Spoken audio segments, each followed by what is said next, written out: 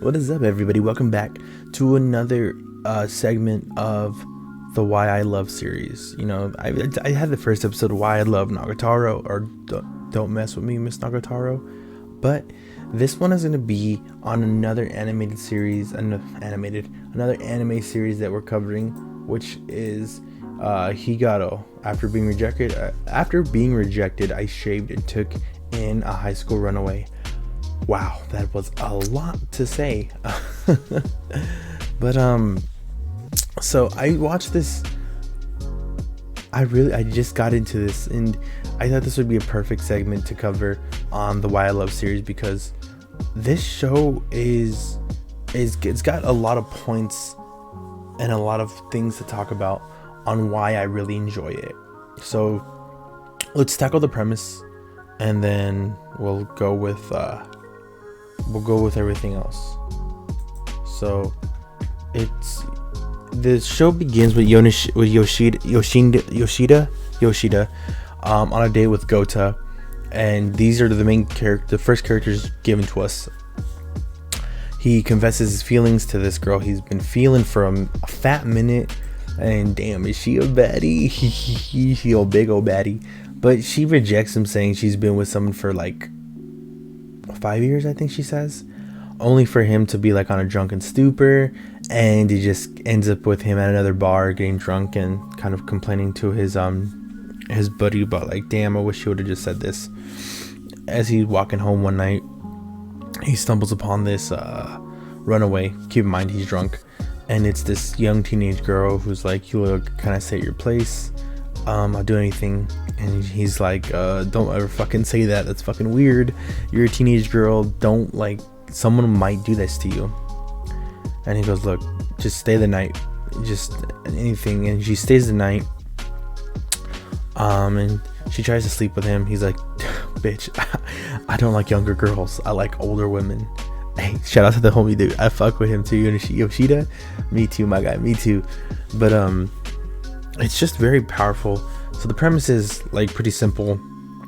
He makes a deal with her. He goes, you can stay at my place until you get your life back together. You don't have to go and look for another place to stay at, have to sleep with another man that you don't want to. All you have to do is do chores and promise me that you'll live a life you want to live. The premise is very simple, and at first glance you're thinking, okay, so how do they fall in love? And I don't know if I want the main characters to fall in love. It feels like they're going to try to push it, but let me tell you why it's not it's not the negative. It's not grooming. It's not. Oh shit. I was like, what was that noise? My dad just getting up. But it's not pedophilia. It's nothing like that. It's respect. That's the big reason why I really love this show, is the amount of respect that this person has for the main character is insane. Yoshida respect. Oh, I'm sorry. We didn't even mention the girl's name. I feel so horrible. Yeah. I was like, the whole time talking, I was like, yeah, what did I didn't even mention the girl's name, but it's Sayu. And Sayu is the girl's name, and it is insane how their dynamic begins, because for her, she doesn't know kindness. For her, the kindness that Yoshida shows her is foreign. It's she's never been respected this way. So I'm caught up right now, so I'm on episode 8. So we still don't know exactly why she ran away, but for up to this regard, we know that she ran away, is doing whatever she can to survive. And he's just reminding her, like, you don't need to do that. Like, there are good people. And I think he said something very interesting, is I shouldn't have been the one person who has to be the good person. Because she says, you're a nice person, why are you so nice? He goes, I'm not nice, you just met shit people. And I can't explain how that resonated with a person like myself, because if you guys follow my podcast, the podcast that I haven't done in a month, wow, I need to get back on that. But I covered this. I talked about a recent event that occurred, or story, of helping a friend. A girl was drunk and she needed to get home, and it was just, she was trying to get something to happen, and I was very much like, I don't do this with people that are drunk. That's not my style. I just want to get you home and get you safe. If I was another person, I might have tried something, but like, I am who I am, and I know my values, and I just don't do that. And I think that's why I meshed so well. Oh my god, I'm so loud.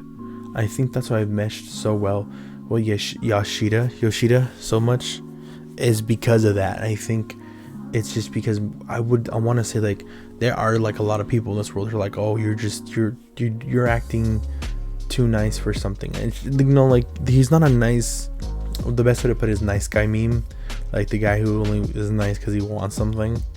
With Yoshida, it's not that he wants something, it's that he sees the potential in someone. He's just a naturally good guy. He takes on the responsibilities. He does what he can. He doesn't do this because it's gonna get him anything. He does it because he can do it. It's something he can do. He just naturally just understands that he can offer a bit of relief to anyone if he does something for them. But at the same time too, his nice behavior, his nice attitude is what gets him in trouble. Or not gets him in trouble, but it's what makes his whole situation difficult, is that he's too nice, and because he's too nice, someone can miscommunicate that idea from him, and we see that in the love interest of the series. Now, I'm not going to count Sayu as a love interest, but I do think the characters should be talked about because they do offer some sort of counter and some realism. They offer a counterbalance to the relationship that is Sayu and Yoshida, but they do have some weight, enough weight to make a somewhat impact in his life. So let's talk about the first relationship that Yoshida has, because it's probably the most prominent one. It's the reason why the show, like, his whole attitude is, which is Goto. So Goto is just beautiful. She is beautiful. Like, she's waifu material. Definitely waifu material. Now, her relationship with Yoshida is pretty simple. It's not so much that it's one-sided unrequited love. It's later revealed. Spoiler alert. If you're watching this video, you should have already be caught up. Come on. But she does like Yoshida a lot. She just doesn't think it's the right time for her. She's a calculated woman. She's a woman who doesn't take risks. She's very much what was the best way to describe her? She's just a very focused woman, and because of that, there's a lot of things that she hasn't experienced. As much as she's very, lack for a better word, what is a good word for it? She's very manipulative. She's very direct with her words. There's a lot of things that she hasn't really done. For example, lying to Yoshida about having a boyfriend, but playing a game with him just to find out whether he has a girlfriend or not, or who he's seeing possibly. But when he presses a question against her, a question that's very, I would argue that it's very personal, which is her sex life, she reveals that she's a virgin. She reveals that she's always liked him and she's always cared for him, but she's understood like she doesn't want to take that risk in the relationship. For her, she plays it safe. She's the safe bet. She doesn't want to pursue anything with him unless she knows for sure that the relationship could work. It's very interesting. It's kind of like the girl who's like, look, I like you, but I don't think we should date until like we're both financially ready. That's what it feels like she is. And then there's the other side of it, which is Mishima,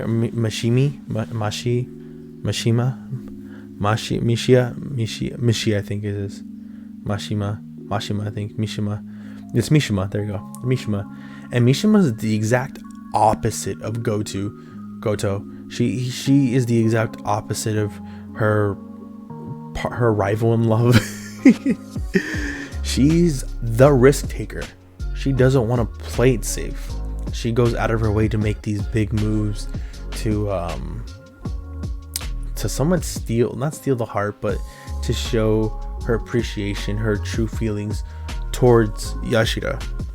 She plainly flats out says that she loves him. She makes a move on him. She does all these things to show her true affection, while Goto plays it safe. Mashima doesn't ever play it safe. She plays it her way, which is she's not afraid to be the crazy lady saying that she loves him at the top of her lungs if it means that he looks at her.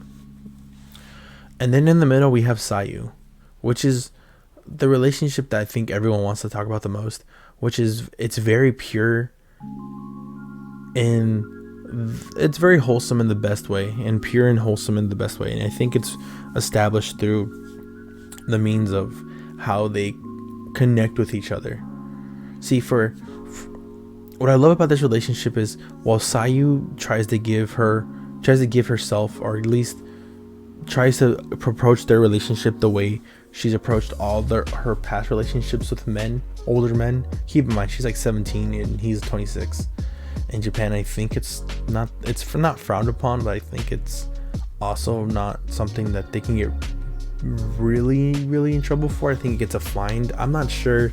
I'm not going to pretend to understand these relationships at all, because I literally voted for a 17-year-old guy with a 24-year-old woman. Shout out Domestic Girlfriend, one of my favorite animes of all time, which kind of has a lot of elements of this to a degree, just a tad bit. But yeah, so their relationship is very simple. For Sayu, the way she sees Ashida is she sees him at first as just this, like every other man, but at the same time too, I feel like she can tell that there's something different with him from the very fact that he doesn't want to engage her physically, and the very act of like, why don't you want to engage with me physically, and his preference being stated that I like older women with bigger tits, doesn't really faze her at first. But it's later through the episodes where she's trying to figure out, why don't you want to do it? Like, is there something wrong with me? Don't you just like, is it because you don't find me attractive? Like, it becomes more mental in the relationship, because she needs to understand, like, why are you different than any other guy? And he states out, he straightly says it during I think episode 2 or 3, when he says like, you are attractive, like physical wise, like yes, I think you're amazing, I would, like, you're gorgeous, but it's like, I don't want to sleep with someone that I'm not in love with.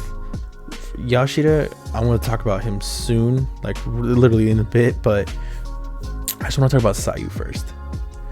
And to that degree, she's surprised. She's never seen a man that is so nice. She's trying to understand him from the first few episodes, and it's not until like the episodes coming after where she knows not only her place with Yashida, but she starts understanding like this feeling of displacement. She doesn't know how to place him in her heart. She doesn't know whether he's the big brother to her, whether she's like he's the father figure. And for Sayu, what Yashida really does represent to her is probably the most healthiest male figure in her life. It's a constant Freudian, and I forgot what the female to male term is it, but Andromedan, I think Andromedan. But it's not uncommon for the whole tale of like every girl's looking for a man like her father. That's the common tale.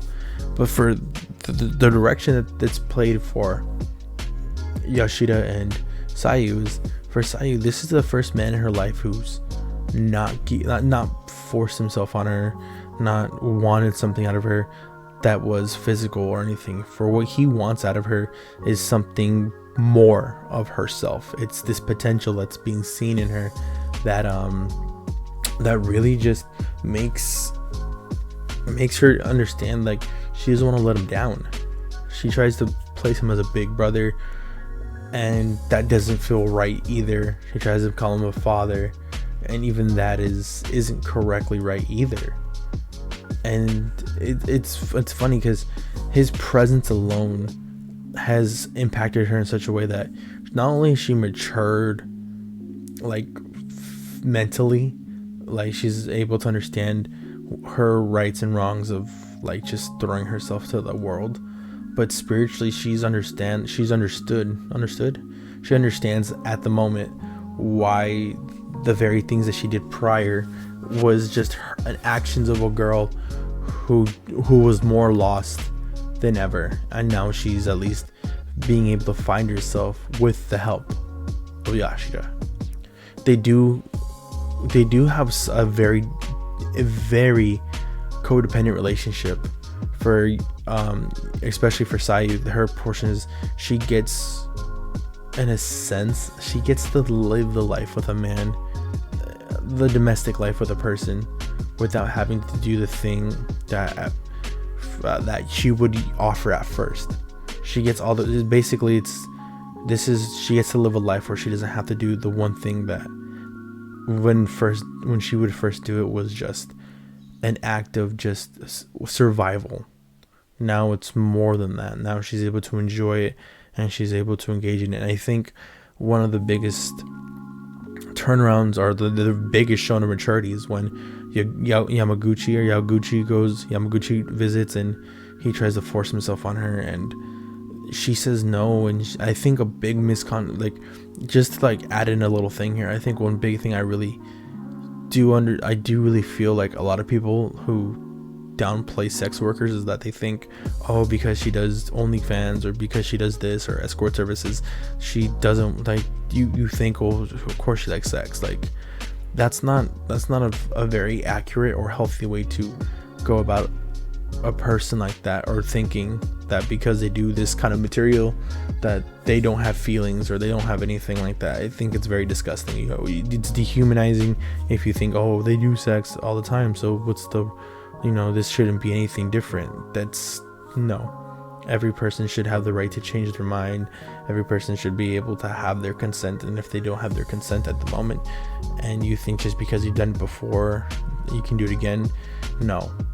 Consent is something it's power for both people in that act, and if one person doesn't feel power, or their power is feeling like it's being taken away, they have every right to just not want to do it any further.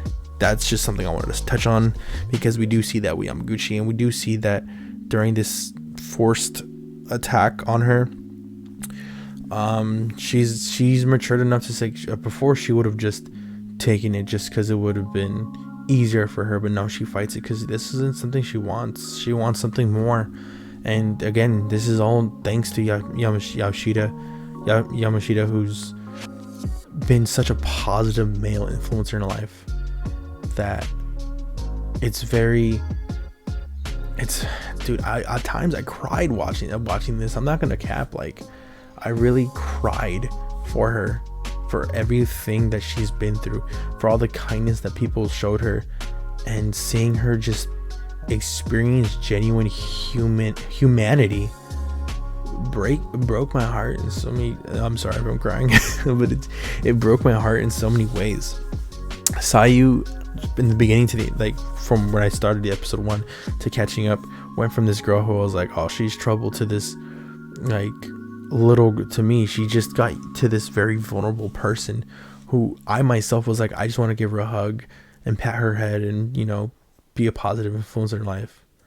And her very personality that they're pressing against the show, that they're moving along, has shown to be so positive, with all her friends that are just understanding of her entire situation, how the adults that come into, especially the love interest, how they play a fact with her, and they don't denounce her, they don't discredit her, they do check her maturity and her plan, they do check her what's what I'm looking for now, they do make sure that she isn't just doing stuff, but they do offer comfort to her in many different ways. It's very healthy. And at the same time, seeing her being able to be not saved, but not coddled either, but to be appreciated, to be comforted and supported by different people. Keep in mind, these are all strangers to her, but for them all to offer just their humanity itself is beautiful. And I think that's what makes this whole series so amazing, is the humanity of it. The genuine humanity of it is what makes this show so good. And I think it's definitely transcribed the best through the one character I want to talk about. The one character who I want to I could just talk forever about right now. And that's Yamashita. Because Yamashita's character, unlike Sayu, well, very much like Sayu, is in a sense lost. While Sayu is running away from something, Yamashita is literally he's missing something. He isn't running away as well, but he's feigning his loss. They're both lost. He's feigning that he isn't lost to this entirety of the show. He sticks true to his guns, but at the same time too, there's something in his life that's missing, something that he needs direction. And his encounter with Goto is very simple. Like, we can see why Goto doesn't want to be with him. He is even sure about his own life. We see this with Mashima, who for the longest time has a huge crush on Yamashita, but she was trying to figure him out. Like, why is he always so nice? Like, why is he so chipper? And he's always been in this show that they've kind of clarified already, that his nice behavior is simply just who he is. How he just believes he's just being human. He's just being a compassionate person, allowing himself to bond with people, allowing himself to engage with them. To him, that is just him. That is just him doing the bare minimum. To everyone else, he's a cut above the rest. And it is insane, because he does mention moments. He's like, I shouldn't have been the one who saved her. It could have been any of those men who used her. It could have been anyone. I'm the one who's saving her, because I'm the one who's choosing not to take responsibility for her and to take her in. And I think the last episode, and I'm jumping around for his character description, or like the reason why I love his character, but it's in the most recent episode, where Sayu says, if I was an older woman, would you have still taken me in? And she already answers her. It's a rhetorical question. She answers it herself when she goes, if I were what else did she say? I'm trying to remember. I think she says, yeah, if I was an older woman, would you take me in? If I was an older woman, would you sleep with me? And she goes, you wouldn't either, because that's not who you are. I think that is like the best description of Yamashita's. Well, every other man in the world would have killed to have their fucking crush reveal that she likes him back. Co-worker reveal that they're very much in love with him. A young girl very much ready to like go. He doesn't. When Goto says that she has feelings for him back, he contradicts her, and he doesn't just jump for joy, but he does think, no, you're lying. Like he what's the best way to say it? He doesn't reject the love that people are giving him, but he does question it, and it's almost like his way of saying, I want to make sure that you truly know what you're saying. That's what it feels like he tries to talk about, or he tries to convey when he challenges people's feelings, or challenges the statements of feelings that people give to him, is that he challenges them constantly. He makes them want to think about their decisions for him. And it's probably because I don't think it's self-confidence issues, but I do think he just wants everything. He wants better for everyone else, but he doesn't think better of himself. And that is until Sayu comes around, who makes him feel better about himself. Now, the relationship between these two it's amazing, man. He finds purpose, and it's becoming a provider for this person.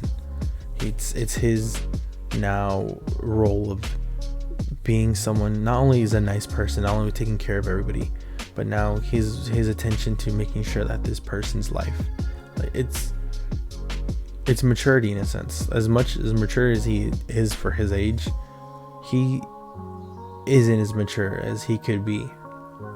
And it isn't until he has to worry about someone's life that maturity does kick into overdrive. He becomes like a doting father.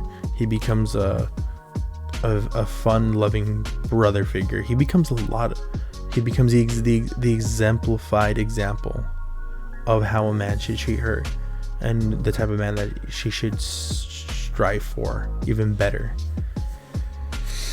It is, for lack of a better word, their relationship is very, like I mentioned prior, is codependent, because he needs her to help him feel like he has something to wake up to, while she needs him so she could have she could have like an idea of what to strive for, someone to look at her the way, to see purpose in her. They find purpose in each other. It's almost unhealthy. It's just not there yet, because they're still learning. They're still learning their dynamics, and I feel like I could talk about this all the time. Like, when it comes to Yamashita, he is finding himself wondering, especially in the most recent episode, why he cares so much about her. Like, what's gonna happen when she leaves. The thought of her leaving terrifies him, almost sends him into a panic attack, because he thinks of his life prior. His life is very mundane. He wasn't going anywhere with his life, but this young person just offered something that she offered. Not her.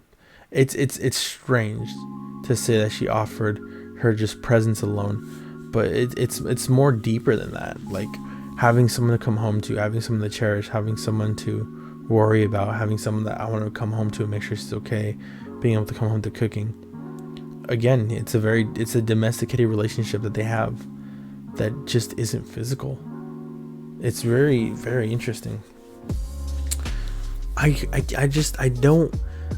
trying to figure out how I like it so much and how to put into words, but it's very insane. And the justifications he keeps giving her, which is, I don't date younger women. I feel like he states that because that's his personal preference, but the relationship they have already has been faded. Like, and one thing I could say, it can be considered slightly grooming, but it isn't, because he's not hoping that she stays with him to be with him. He's hoping that she stays with him and they can keep this very relationship of, oh my god, okay, you know what it reminds me of? It reminds me of Lost in Translation. If you guys ever seen that movie, that's one of my favorite movies. It's Bill Murray, Scarlett Johansson. They're these two strangers. They're obviously, the age difference is huge. They hook up. They find solace in each other. That's the word I'm looking for. Yamashita and Sayu find solace in each other. They find this. They find what they're missing in their life, or the very thing that they're missing in life. For, of course, Sayu, it's the courage to move forward even though her past haunts her. For Yamashita, it's it's understanding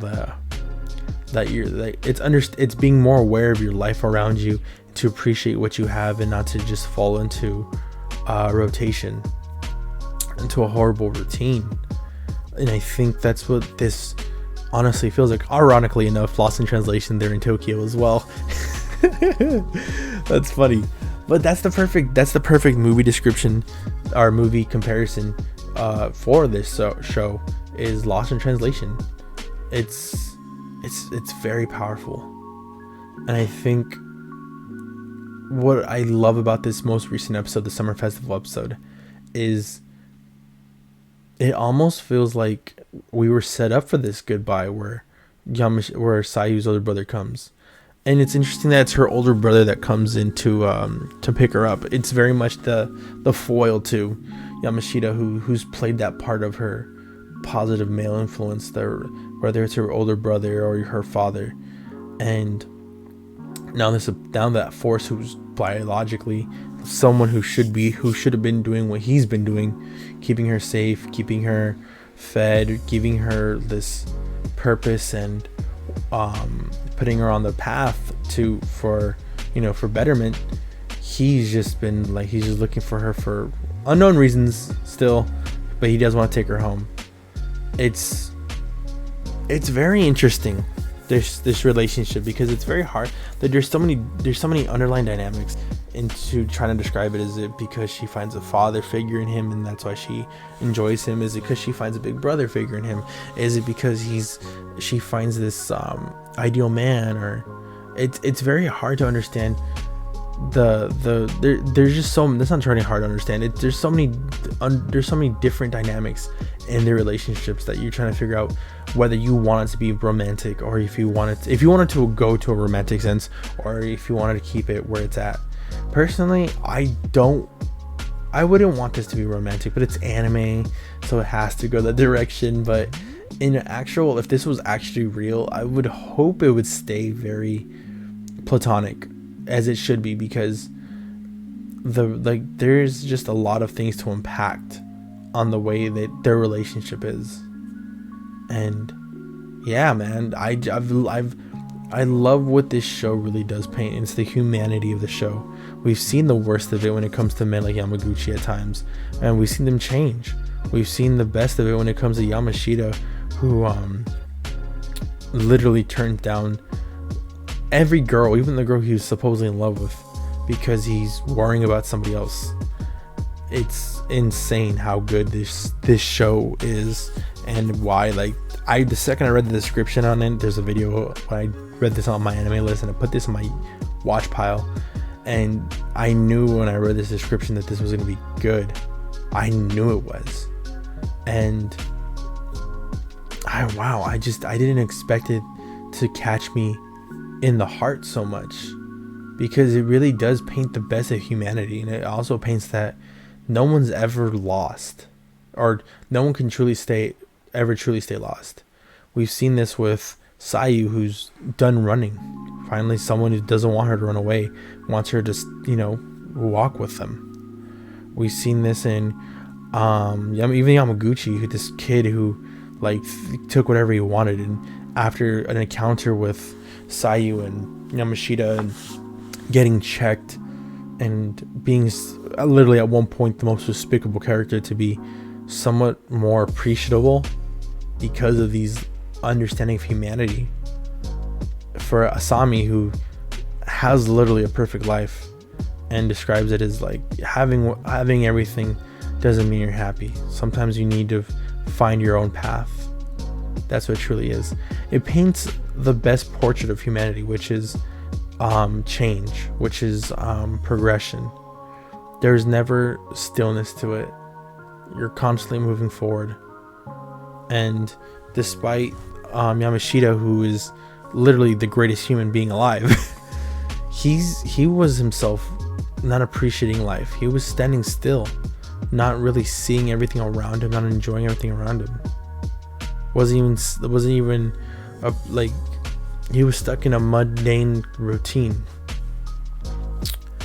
But yet we've seen everybody come together and just feed off of each other in the most human way.